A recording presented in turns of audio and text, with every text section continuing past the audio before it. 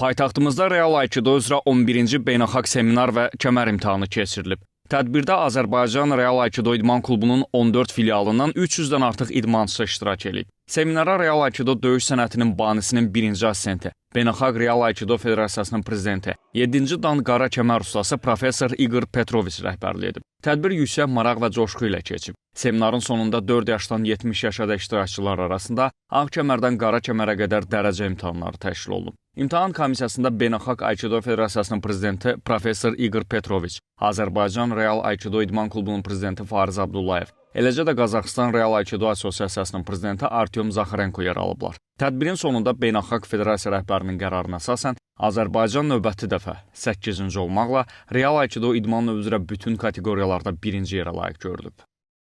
Hal-hazırda ölkəmizdə, Bakıda Real Aikido özünü müdafiə sənəti üzrə 11-ci beynəlxalq seminar və kəmər imtahan tədbiri keçirilir.